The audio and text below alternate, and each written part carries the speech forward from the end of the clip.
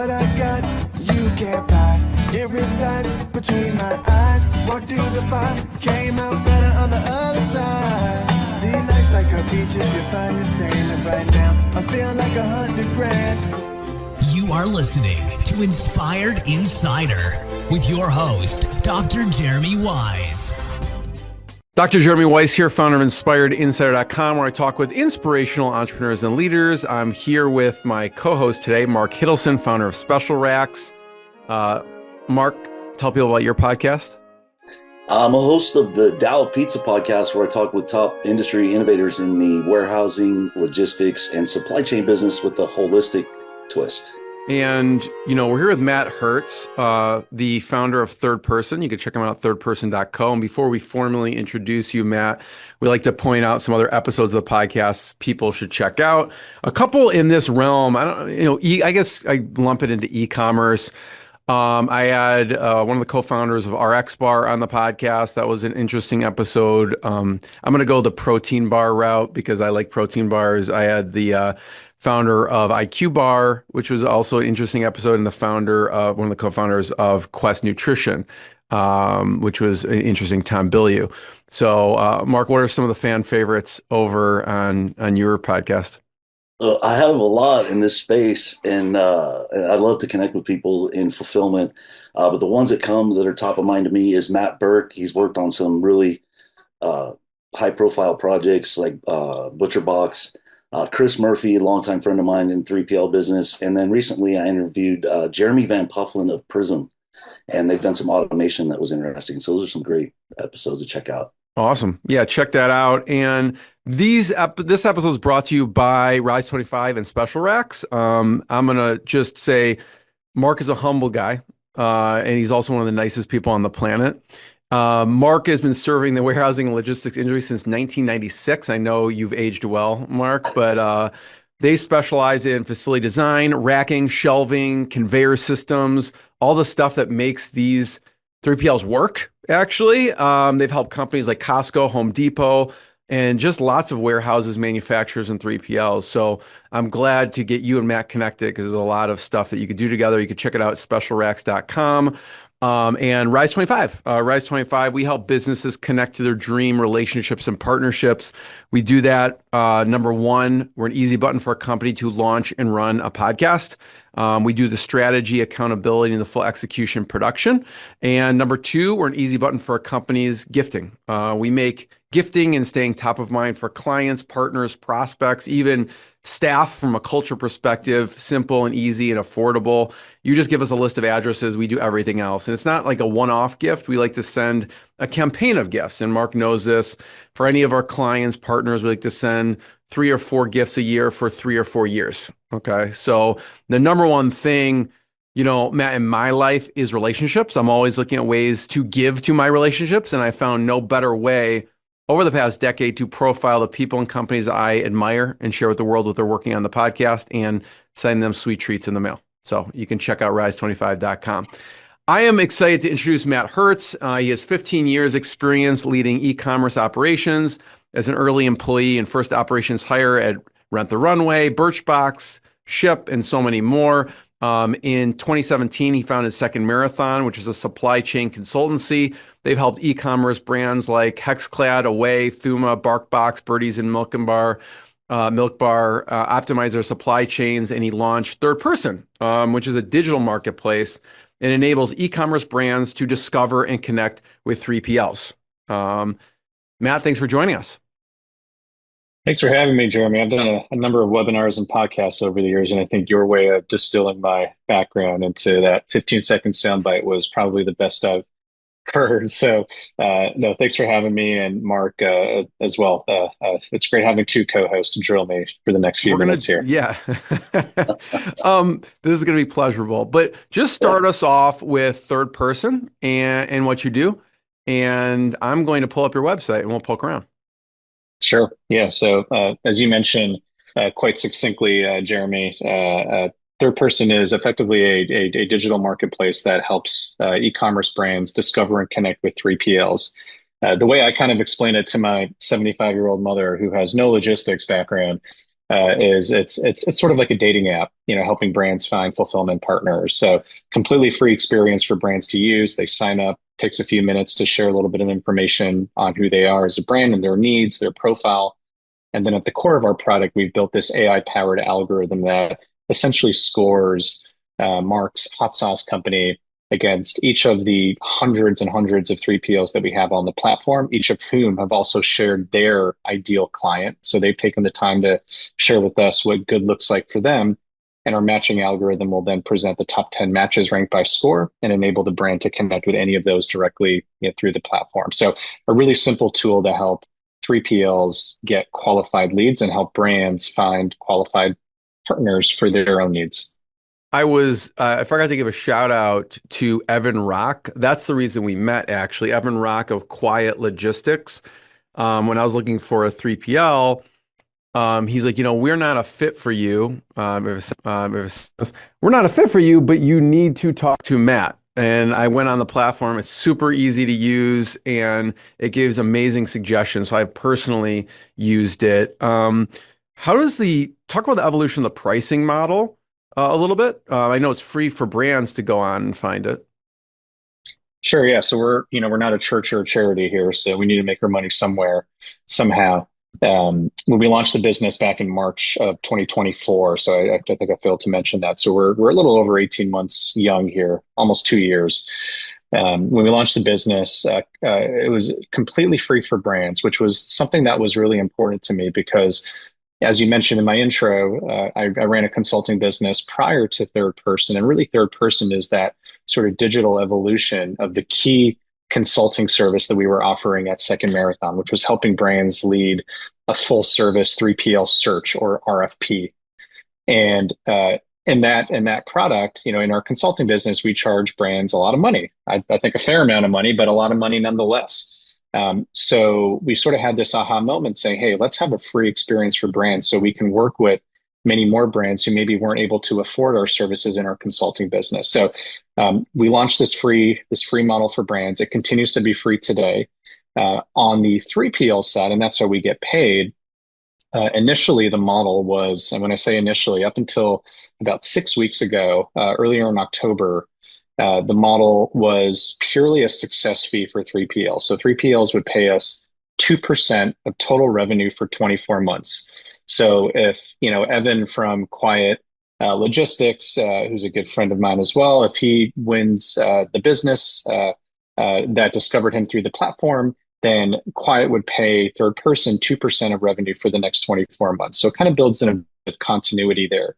What we launched a couple months ago, as you see here on the screen, is that model I just explained is now known as our basic model. So nothing is changing there, no monthly fees. But what we've introduced is 3 levels of monthly paid tiers. So a $99 a month plan, $4.99, and a $9.99 with annual breaks. And really the impetus here is that the number one thing that 3PLs were asking us after, send us more qualified leads is how do we close more of these leads, right? How do we get better at what we do? And not just leads from your platform, from Third Person, but leads they get through their website or going to trade shows or, different marketing initiatives that they have, social media, et cetera. So what we're trying to do is create more marketing infrastructure for 3PLs. So not only be a really effective lead gen or sales tool for 3PLs, but really support the marketing team. So as you can see here, we're starting to roll in more, analytics and insights and data on what brands are asking for and the 3PLs who are successful, like what are they doing to be successful? And where we sit in the ecosystem where we have really strong relationships with brands as well as 3PLs and logistics tech companies, we're starting to have more events and opportunities for 3PLs to kind of get their name out there in a really effective way. This makes sense. I'm sure, I would get in if you're a 3PL, this may increase as you get better at this. So people can get in while it lasts, I guess.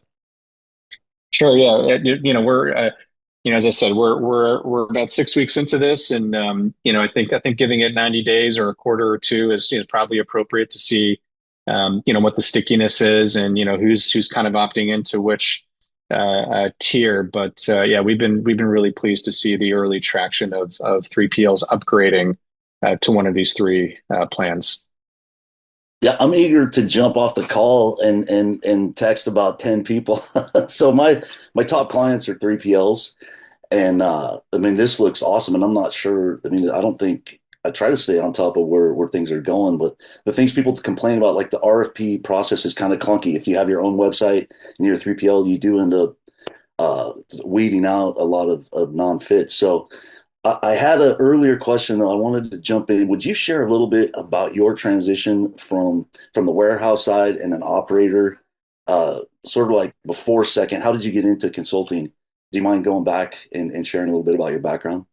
Yeah, absolutely. So, yeah, I came from the operating side, the brand side. I was that sort of in-house, head of operations person at a few startups, going back to 2009 when I joined what was a little known company, Rent the Runway, a women's dress rental business, which is now a publicly traded company.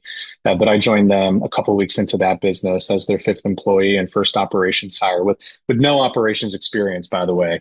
I don't think I could even have spelled FedEx back then, but I was fairly fungible, and was able to sort of figure things out initially, and then joined the team at Birchbox as their first employee, and help them get to about 1 million orders a month in revenue. A couple hundred million dollars. Sorry, a million orders a month in orders, and $200 million a year in revenue. So we were really that rocket ship, and it was a lot of fun being kind of an in-house operator and managing, the warehousing side, where we mostly work with 3PLs, as well as, negotiating shipping costs and procurement and packaging and some CX and planning, kind of all the functions. And, I wanted to start my own business, is sort of the candid truth. And I was born and raised in Canada. I was living here in the United States. I was living in New York and then San Francisco, and I've been here in Nashville for about 8 years. And because I was on work visas, I couldn't be an entrepreneur, right? The moment I got my green card, which happened in 2017, which coincides perfectly with when I started my own business, was kind of that moment to say, hey, now I can be an entrepreneur. I can work for myself, start my own business. Let's give it a whirl. So I started on the consulting route because, low barriers to entry, and all you need is a computer and, a network to really start a consulting business. And ran that for about 6 or 7 years before putting all my energy, all my chips, so to speak, into what we're building here at Third Person. No, Mark, thanks for asking that because it's really interesting to hear the background. And so piggybacking on that, and this is a question mark for you too, actually. Man, I'm curious, you've seen it now connecting 3PLs and also working at 3PLs. What are some of the big mistakes 3PLs make? And Mark, I want you to answer that too after Matt. Yeah, I mean, how much time do we have? Yeah, I always say that's somewhat tongue in cheek. I mean, I look, 3PLs, the market is highly fragmented, right? There are literally over 10,000 3PLs in the United States alone, right? So there's many, many, many, many, many options. I like to say it's kind of like trying to find a bar or a restaurant. You live in Chicago, right? If I said, hey, find me an Irish pub to go to. I mean, there's an endless, or find me a steakhouse. I have some of right? my I mean, favorites. Yeah. Sure. Yeah, exactly. Right. And so when there's a fragmented market, you think of, restaurants or hotels or I don't know, taxis, right? I mean, markets where there's a lot of options, there's an opportunity to create intelligence to kind of, bind them. And with 3PLs, unfortunately, they are really, really poor at qualifying leads, right? At like really having self-awareness regarding, their ICP, their ideal client profile. Like too many 3PLs still try to be everything to everyone. And like in my work, having matched now literally thousands of brands with 3PL providers, like I see 3PLs struggling because they're taking on clients that really don't fit their operational sweet spot, whether that's SKU complexity, it's a 3PL that's not set up to take on, fashion footwear and apparel, which is a very high SKU industry, or order volume, too big or too small, or special handling needs, whether it's a company that needs temp control or, refrigeration. So I think like the best 3PLs heading into 2026 and, really for the foreseeable future, are ones who are really, really dialed in and know exactly who they serve best. And, more importantly, have the discipline to say no. And I think saying no is really, really difficult for many salespeople I've come across at 3PLs who are obviously commissioned to bring in more revenue. I mean, that's, I think, applicable to all businesses really, is like someone's really focused in on a niche and their messaging and everything. Their operations are, streamlined according to the niche they're serving. And what you're saying is a lot of 3PLs could just serve their sweet spot and not take on, maybe clients that would drag down their operations and make things inefficient. And I was curious where you went with that. That's why I left it broad. Mark, what about you? What are some, and you may have a different take, like from the actual, you know, layout perspective, but what are some of the mistakes you see 3PLs? Because you go in all the time and you're kind of, outfitting their operations in a sense. Yeah, and we try to find out what the pain points are. And I was thinking my clients, they're all doing it really well. And I want to say that. Well, I mean, let's say before they were your clients, right? No, but I hear the rumor. I mean, there are, so Matt touches on a lot. I mean, if you don't have a Matt, what they do is I would say, and not just my clients, I would say in general, people will try to compete as cost only. And I think that goes to what Matt said about not having your niche. Is our best clients, they really have niche clients that they can serve really well at a really high level. And even when they look, it's like, hey, we can find it cheaper over here. You're going, but guys, are you going to get this level of service? So I think, and another thing, that the ones that are succeeding, the 3PLs that are succeeding, their salespeople, they're heavily trained in operations. That's why I wanted to hear about Matt's background, because you've been in the warehouse, you know what the costs are. You're not going to make commitments that it almost makes it hard to sell. If you're in operations, it's like, I know we can't do that. It's like, I know I want to sell it. So I think the ones who are doing really well, they have operational people at a really high level, making those, developing relationships, because like you said, it's all about relationships and creating. That's what's exciting about your project, Matt, is that you're really doing a done for you matchmaking service, which I think that's, in 3PLs, it's the hardest. If you had everybody in the right space at the right thing, everybody would be happy. The cost structure would be right, and everybody would get their stuff on time. Absolutely. I mean, just on that point, Mark, I like to say that there's not any, everyone, if I had a nickel for every time a brand came to me and said, I hate my 3PL, I'd probably be retired, right? I wouldn't have to run this business, right? I'd have, a sack of nickels. But, without sounding overly tongue in cheek, I don't believe that there's that many bad 3PLs. I think there's bad matches, right? Like I use this kind of analogy, going back to the dating analogy that I mentioned earlier. Like imagine, back when I was a single guy living in New York, a 25-year-old man, if I walked into a bar on the Lower East Side on a Friday night and said, who's female, who's 25, and who's single, inevitably a bunch of nice young women raise their hands, and I say, let's go get married. And she goes, yes, let's get married. Would that marriage work out for us? It might, but probably not.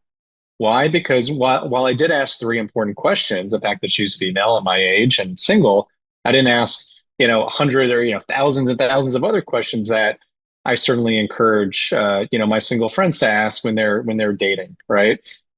So it's really about qualifying those matches, right? Because there's so many 3PLs, brands naively believe that, like, oh, I can work with any of them, right? Or, they work with this other big brand that's aspirational to me, right? I'm a small athleisure company and they work with Lululemon or Vuori. Of course they're going to work out for me. No, it's completely different, as you know. Yeah. And then also your experience, what was the company with the rental of the clothes? You must have got Rent the Runway. Rent the Runway, because that's reverse logistics. So if you learn that early in your career, that's another thing I saw on your website is you guys offer reverse logistics, and that's a complete niche of its own. So I love what you're doing, and I was going to ask you too. You've created an ecosystem. You use the word ecosystem, and it's just jump when someone says that, because you create an ecosystem of resources. And I notice you have an event that you host. It looks like twice a year. that's a great way to. Would you mind sharing a little bit about that event, who you invite, and what to expect out of that? Yeah, absolutely. No, thanks for asking about that. We launched our first, we're calling them retreats, and it's here in Nashville at the Soho House in Nashville. We had our first one in September. Our next one's going to be in March of 26. It's already sold out. And then our next one after that will be also in the fall. So we're kind of doing like a spring and a fall event. And we're limiting them to about 45 people. So we want it to be really intentional. We don't want this to be like, if listeners are familiar with, some of the major events like Shop Talk or NRF or eTail West and, Supply Chain Manifest is the big event. All really fun events, but in my opinion, they're not intentional events, right? Like when there's 45 people in a room and focusing on executives, decision makers, one person per org. So, company can't buy 10 tickets and bring their entire sales team, right? It's literally one person.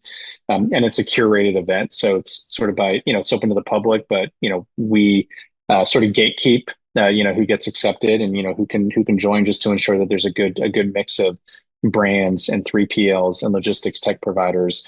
Yeah, the feedback after the first event in September was, really terrific. So, no like formal sessions learning about how to negotiate your shipping rates or learning about, tariffs and the impact there. It's really an opportunity for, decision makers to get together in a room, figuratively speaking, over 2 days, and really get to know each other and like be candid and share what they're working on and some of the opportunities there. So, yeah, next year in March, we're having a few sponsors.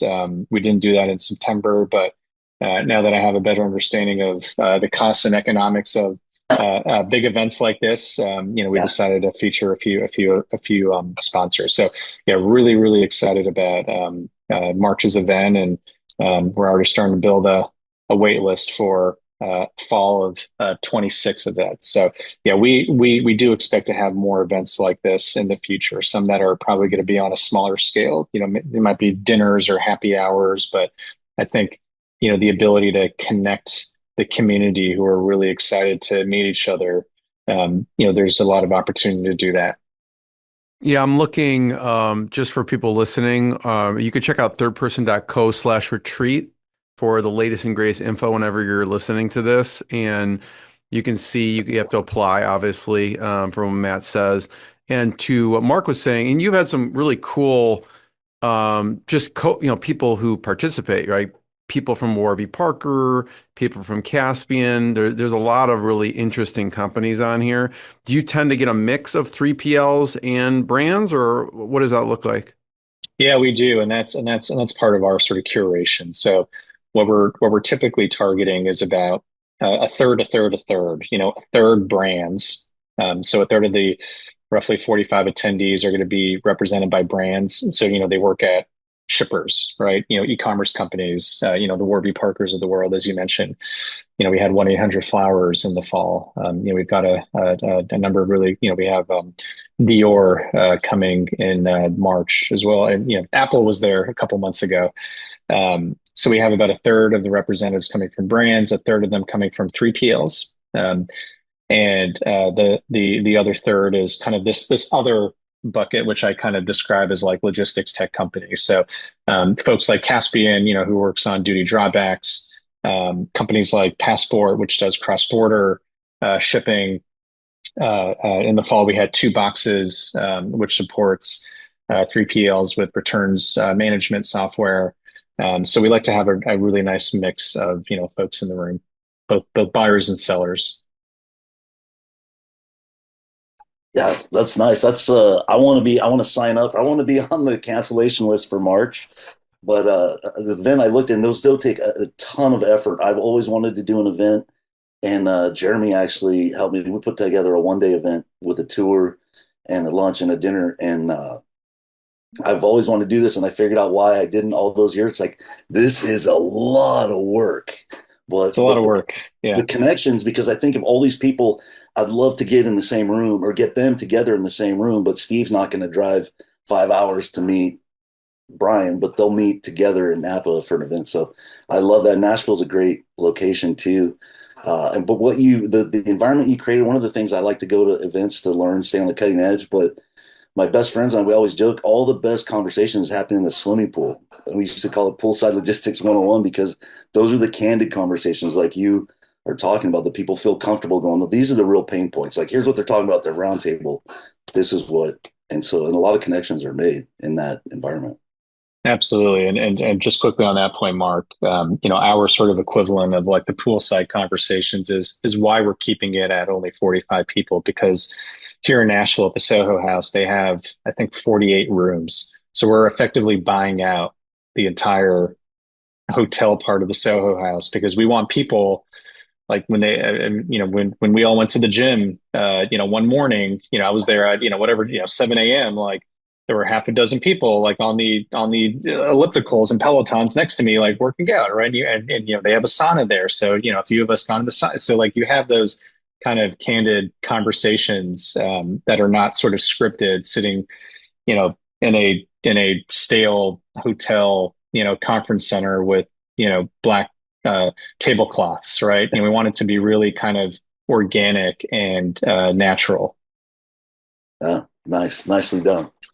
Matt, just I want to talk about the event, but the sponsors for a second, and how you choose sponsors, right? Because obviously it's a curated event, and so obviously they're paying you, so we'll give a shout to them too. But also, what are some of the different types of sponsors I'm looking here? This is for this next one, but obviously you've got a lot of them. Diversify, Geodis, Red Stack Fulfillment, that kind of self-explanatory. Das, Revora. What are some of these companies do? Yeah, so I should have mentioned that for this event, just like the platform, third person, it's a completely free event for brands to attend, right? Like zero. And the event also includes a 2-night stay at the Soho House. The only cost to a brand is their travel, right? Obviously, if they're local in Nashville, which we had a few last time, they're just an Uber right away, or a car drive. But if they're coming in from Chicago, where we did have a few brands, they're paying their airfare. But otherwise, like all expenses paid. So like incredible value. I've been comped to different events, but usually it's the ticket, it's not the accommodations. But this is different. So, and then 3PLs and logistics tech providers pay about $5,000 to attend the event. So it's 49.50, and that also includes the 2-night stay. So a lot of really great, and it's a 2-day event. We have lots of activity. So tremendous value, but we do charge the non-brands to attend. On the sponsorship side, again, this is something that we're kind of testing, so to speak. For March, we sold out of our sponsors, within the first week. So I think that was a good initial like litmus test that there's a lot of interest to sponsor. We've got a few tiers of sponsors, platinum, sapphire, gold, silver, and bronze. They're all either 3PLs or logistics tech providers. As part of those different sponsors, you get, your name associated with different kind of breakout events. So, we're going to have a couple dinners. We have offsite activities, breakfast, lunches, all the stuff that you usually expect. But we're really trying to make this less commercial. There's no like booths, there's no exhibit hall or exhibit booths or anything like this, and really have an opportunity for these folks to be in our printed materials and in our social materials as we start really promoting it over the next couple of months. Obviously they live on our website now. And the day of the event or the week of the event, at the event, they'll have opportunities. I think at the higher two tiers, they'll have opportunities to kind of give a few minute pitch, on who they are and what their companies do. And with those higher tiers, they also get comp tickets to the event. So there's some immediate ROI there. So yeah, just another little opportunity to kind of showcase a few companies that are doing some really interesting stuff in the market and are curious to kind of take advantage of this 45 person ecosystem that they're going to be a part of. Yeah, I mean, always curious on people love different resources and software and things to explore. Can you talk a little bit about those companies, like just briefly what they do? I mean, there's probably a number of these things, but looking at Diversified.ai, which is one of the sponsors, just we can roll through some of those resources that are listed here. What do they do? Yeah, sure. Yeah. So, I mean, we do have a few 3PLs on this list. We have, Geodis, who's actually based here in Nashville. Coincidentally, Red Stag Fulfillment, Do they LVK. specialize like on the Geodis and Redstag? I know you mentioned the niche. Do they specialize in anything specific? Yeah, so Geodis tends to work with, enterprise brands, so brands that are doing, typically in excess of, 50 to $100 million in sales. So they're really not historically focused on the SMB market, kind of Mhm. like, the much, larger market. So, Apple is their biggest customer, is my understanding. Small company. Um, yeah, exactly, right. Small Fortune 3 or 2. Red Stag is interesting, is they're also based in Tennessee, but in Knoxville, Tennessee, and they focus on big and bulky. So they do not do clothing and, apparel and little things, but they were working with, Hexclad Fulfillment, which I think, Hexclad Cookware, which I think you mentioned in the intro, Jeremy, a company Yeah. that I've supported over the years, and they were a customer of Red Stag, given like the big and bulk of their product. We have companies like DOS, which is a ERP platform. We have companies like Tusk Logistics, which is an alternative carrier platform. It just essentially helps connect some of these smaller regional and alternative carriers that you're seeing more and more in the market. They built some really cool software behind that. We've mentioned Caspian, in the duty drawback space. So really a nice mix of partners who are participating, and it gives attendees an opportunity to kind of look at their, especially on the brand attendees, to look at their supply chain, and even like their, where e-commerce meets supply chain, look at their entire stack and meet some like really innovative companies like Diversify and DOS and Revora, What do and those do? Passport. Subversive. Um, This looks really interesting. yeah, yeah. So Diversify is actually using this as an opportunity, this event as an opportunity to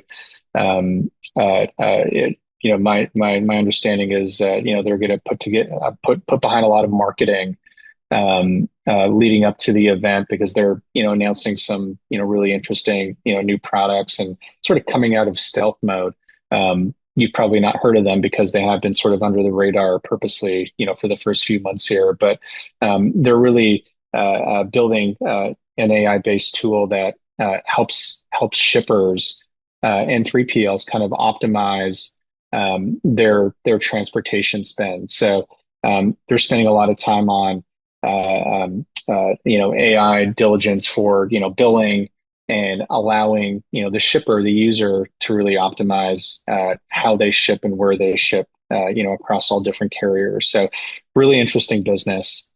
The other one you mentioned was You mentioned Revora, or was that? yeah, yeah. So interestingly, Revora is in a similar space as Diversify. They're also, very early stage. The two co-founders of Revora are very good friends of mine. I've known them for over a decade, and they're also building tools and AI for 3PLs to really help them optimize the solutions that they provide customers, the end shipper. So really interesting business that's also very, very early days in their journey. And then Passport. Yeah, sure. So Passport Global is as the name suggests, they're a cross-border shipping carrier. So started by Alex Yancher, who's been a friend of mine, also for many years. Full disclosure, I am a small investor in Passport, and Alex is a small investor in Third Person. Um, uh, and a really interesting business, asset-light business, but really focused on helping shippers in predominantly in the United States. When I say shippers, it's largely 3PL customers, provide a cross-border solution. So if you're a US based brand shipping out of the US into Canada or into the UK, or elsewhere around the world, you can work directly with Passport to facilitate that cross-border movement. So it's both the actual transportation piece of it, as well as now with this environment with tariffs and all the change that's been happening. They've become sort of like the pretty girl at the high school prom, where everyone's curious about different solutions to stay ahead of the market. Love it. No, thanks for sharing that. Mark, I'll let you ask the next question. If you have any other resources to piggyback on that, feel free to share any other companies or software or things, because I know you see a lot of stuff too. Yeah, I was curious if you do anything. I know you mentioned Milk Bar earlier. Do you do a lot in the food space or frozen? In California, that's a lot of our business is frozen. Just a lot of food's grown here. Do you have those niche 3PLs and clients? Yeah, yeah, absolutely. So, part of my goal with third person and because it's a marketplace, part of my goal in creating sufficient supply is understanding or ensuring that we have a partner for everyone, right? We want to have both providers who support enterprise shippers, small SMBs, pre-launch businesses, that company making protein powder that's pre-launch. We want there to be options for them. We also want options for alcohol shippers, wine shippers, out in your neck of the woods. So, wineshipping.com is one of the largest wine shippers in the market. They do most of the wine of the month clubs, in the Napa Valley, and they're on the platform. But we also have options. So if you're shipping fresh salmon or, I have a friend who runs one of the largest stone crab companies in Miami, and they ship stone crab overnight around the country, and there's not many 3PLs who would be able to support that, right? With their refrigeration and frozen capabilities. So you mentioned Milk Bar, right? I mean, they're shipping ice cream and cakes and truffles and highly perishable food. We've worked with a handful, the Fulton Fish Market in New York, right? A handful of other brands in kind of a similar space. So we need to ensure that there's sufficient supply. So that would Mark's steak company, I think you mentioned ButcherBox earlier in the call, or a fresh food company, is coming to us seeking fulfillment support. That we have, at least a couple options for them. So, yeah, these sort of niches, cannabis, CBD, right? That's becoming really popular too. So, yeah, these niches are really important for us to be able to ensure that there's sufficient supply or an ample number of partners who can support their specific needs. I have one last question, and then I'll let Mark ask a question. Um, but you mentioned one thing before I ask is I had Dan Zawacki, who started Lobstergram in 1986. And so it's funny, that interview is, I said, what do lobsters, Howard Stern and Oprah have in common? It was Dan Zawacki with Lobstergram. I think he wanted a brand new Lexus. He went into the dealership and just offered him whatever it was, like $20,000 worth of lobster grams or something like that. And they gave him well, not free, but they gave him a Lexus or something like that. But it's a fascinating interview on, again, like shipping a lobster overnight. He started, I think, putting them in his trunk and like I think he shipped them himself until he figured out a better way. But, my last question is just you mentioned conferences and groups. I'm wondering in the e-commerce space, whether it's logistics or the brands, you mentioned Shop Talk. What are some of the either groups people should check out or other events that are good to check out? There's a lot of the big events. We mentioned some of them. I'm certainly biased to smaller events. I was just at an event hosted by Fulfillment IQ. Who's another sponsor of our retreat in March. And they do a lot in technical consulting for 3PLs. I went to an event in Toronto a couple of weeks ago, which was really, really rude to have a conference in Canada in the winter, but it was That's really, really terrible. fun. Yeah, right. I shared that feedback. It's like having tongue in a cheek. conference in Chicago that no in the winter. Yeah, yeah, exactly.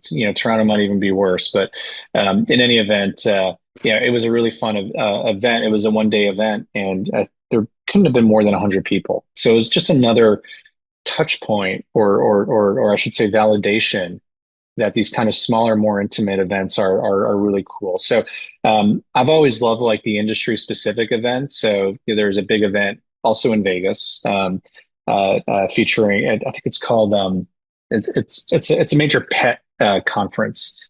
event. I think it's called it's not Zootopia. That's the movie, but it's some funny name like that. But they have all these kind of vertical specific events, in beauty and fashion and the fancy food show, which is also usually in Vegas. And I tend to enjoy those shows. But I think the ROI on those big events is really difficult to validate or to prove, if you're the one spending money Super to Zoo? Is attend. it Super Zoo? Super Zoo, that's the one. That's the Okay. one. Zootopia. Yeah, I Super have Zoo. kids too, so Zootopia would be like that's what I'm thinking of. But yeah, I got you. Yeah, Super Zoo. yeah, exactly. Super Zoo. And I'm a big pet guy, dog dad. So I do enjoy that. But yeah, I think there are certainly other um, other ways to kind of market yourself and to increase your business to get leads that are whereas I think the trade show route is certainly becoming a little stale. So I love seeing kind of more innovation there and having more of these. There are a couple companies that I advise just personally on the side, and they've been really successful in having like small dinners, right? There's one that had a dinner, like a private dinner in Denver last night, and they had, I think it was 18 people at a steakhouse, and also like very curated, nice mix of people. And like at an 18-person dinner at a nice steakhouse in Denver or in Chicago or here in Nashville, you can actually like meet people and have really, really thoughtful conversations. So I don't want to say that I think that's the trend going forward because I'm still seeing a lot of the former, the big 7,000 person events, at the Venetian or at, the Bellagio in Vegas. And look, there's a time and a place for that. I go to some of those events as well and get my value, but I think the more sort of intimate settings, in-person environments, the happy hours, the dinners, the one-day events, I think are a really interesting opportunity to participate. Love it. Uh, yeah, I love that. I love everything you said. I'm the Warehouse Education and Research Council National Conference is something that I kept on my calendar for years. Have you heard of that, Matt? Work? It doesn't ring a bell. Yeah. Logistics. I want to plug them. It's one of the bigger, but that's where we invented poolside logistics 101. So I love everything about what you're doing. And I kind of have a two-part question. I don't know if it's even related, but would you mind sharing your favorite book, either one you've read recently or all time? And what would you say? Because I'm not kidding. I mean, I probably have 10 or 20 people that want to say, hey, you really need to check this out. What would you say to the 3PLs who who I tell to check out your website? What would be your advice? So two-part question, favorite book, and what would you tell potential 3PLs looking at your platform? Yeah, sure. My favorite book, it's probably a two-way tie, but uh, the first one I'll mention, I try to read every January, and I've been having a pretty good record over the last decade or so. But the famous book that we all probably know, Dale Carnegie's How to Win Friends and Influence People. Just a kind of cliche for me to say that, but yeah, it's just a fantastic, fantastic book. Every time I read it, I just it uh, um, um, sort of recalibrates the way I kind of approach certain situations. So fantastic book. It's almost 100 years old and it still lasts the test of time. One of The my other book that favorites of all time. Love it. Absolutely. Yeah. Yeah, thank you for yeah, mentioning that. Yeah. yeah, great. And then the other book that I love is going back to my investment days is and I'm a huge advocate of Warren Buffett. And Warren Buffett's a huge advocate of his teacher, Ben Graham. So The Intelligent Investor. That's a difficult book to read every year. But I've read it a couple times and I'm always kind of clipping up excerpts from it. So yeah, that's also kind of a classic book as well. Probably over 100 years old now, 120 years old. So um, yeah, fantastic book. Um, your second question, Before you well, get to that question, man, I'm just gonna give a shout to Mark's book here. If you're looking on the screen, Italian Mark, just pizza. just Yeah. uh, talk briefly about this. Yeah, I worked on this book. I joked about it because I told people for 2 years that this project took 8 years to complete. So this is kind of a blend of my passion for personal development and and my professional and personal story kind of merging. So something I like to share with clients, and but it blends Taoist wisdom with my stories that I've come up with. So a lot of humor, simplicity, but mostly authentic. The biggest lessons I've learned for the biggest mistakes I've made. And I don't share the huge ones in there, but there's enough to keep you entertained. I love that. Well, next time I'm on the podcast, hopefully I'll be able to mention Tao Pizza. I'm gonna order it now. Yeah, it's a lot of Um, fun. The mostly is a lot of fun. yeah, sure. And then quickly, I know we're running up on time, but Mark, your second question was what to tell 3PLs about our website. Was that right? Yes, yes, please. Yeah, sure. So, look, first and foremost, I'm happy to talk to any 3PL. I spend most of my day having conversations like this, meeting brands and 3PL. So, always happy to meet any 3PL that's interested in participating. As I mentioned earlier in the show, we do have a free model. I know that paying a monthly fee is not for everyone. I think we're offering tremendous value, and we're certainly encourage you to check it out. But if you do want to start on the free plan, we also we don't lock you into contracts. It's you can cancel anytime, upgrade, downgrade. So we want to keep it really flexible and put the onus on third person to provide our value every single month that you're paying us a fee. So we'll love for you to join. And if you're a 3PL looking for a new qualified lead gen source, there's no better place than to go to thirdperson.co to check it out. So check it out there. My email is Matt at thirdperson.co. So feel free to shoot me an email as well, or find me on LinkedIn and those other channels. Matt, I want to be the first one to thank you. Thanks for sharing the journey. It's been amazing. People can check out thirdperson.co to learn more. You could check out more episodes on inspiredinsider.com and also specialracks.com as well. And thanks, Mark. Thanks, Matt. Yeah, Thanks, thank you. This gentlemen. was awesome. What I got, you can't buy. It resides between my eyes. Walked through the fire, came out better on the other side.